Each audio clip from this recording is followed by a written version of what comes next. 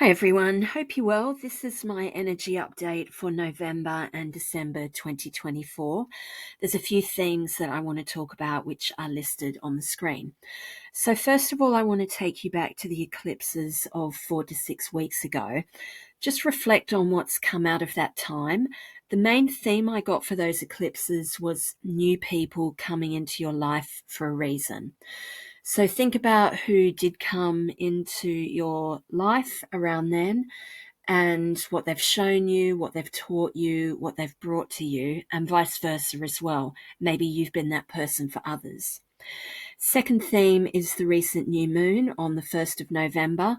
And at that time, it was also Samhain, the festival for the end of the Celtic year. So just be aware it is a time of endings and release. So be aware of what's just coming to a natural close in your life and allow that to occur to make space for what's new. And also think about, from this last cycle, what do you want to keep and take with you and build on, and what do you want to leave behind? Third theme is just a reminder to bless your water and also your food.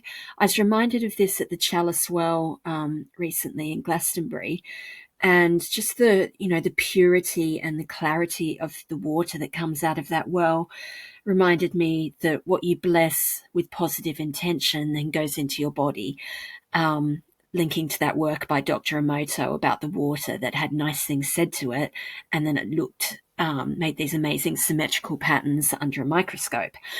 Okay, fourth theme I also got in Glastonbury, which is the strong presence of the red dragon at the moment. So what's the red dragon about? It's connected to fire and has the energy of flames. It's about power, strength, and fearlessness, and about having courage and refusing to be defeated. It reminds us to keep going and keep fighting for what we want, despite any adversity, challenges, or obstacles. Red also links to love and passion, and it's a reminder to reignite your passion and enthusiasm for things in your life and the path that you are on. So don't be deterred by setbacks, fight for what's yours, and fight for what you want. There's also a theme here about freedom. I saw a horse bolting today with its rider on, and the rider just couldn't control the horse anymore. And the horse was trying to really get quickly back to its stables, and it just would not be stopped or restricted. And it appeared really sort of cruel to watch it trying to be restricted. So it just brings up the idea of about where can you take back your freedom at the moment. Okay, moving on to the cards that I pulled for the next 2 months. First of all, we've got the Six of Pentacles. So that's about being controlled and discerning about what you give people of your time, energy, and resources. So give people what they deserve, but no more or no less.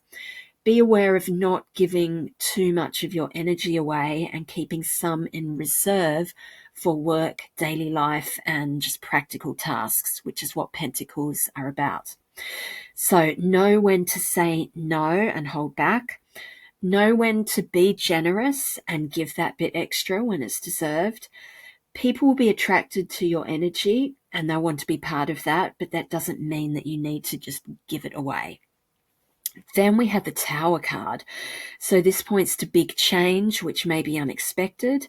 There's a sort of work vibe around this. So it could be corrupt and cruel, powerful people or structures and abuses being exposed.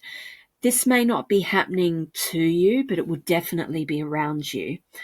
So these people kind of falling from the tower, they won't get away with their cruel, manipulative, or just wrong, nasty, corrupt behavior for much longer. Karmic justice is coming in. So again, just remember when all this is going on, conserve and protect your own energy, even in the middle of dramas happening around you. I also got just a flip card. I wasn't really part of the reading, but I did get the Knight of Wands flip out. So some of you may be this character who goes charging in with that fire energy. That character may be around you, or there may just be this compulsion to rush things and get caught up in everything that's happening. But our final card, the Hanged Man card, is saying be careful of that and just allow yourself to pause and be still after the drama. So, embrace that sense of pause and stillness, like time is frozen. Just stop and take the time you need to reassess how things look now, like how things have landed after this tower moment, which is like pulling out the rug, and just see how everything's landed.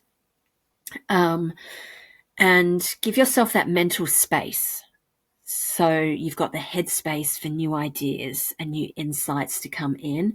If you just rush immediately onto what's next, you're not giving yourself that time to make a better plan.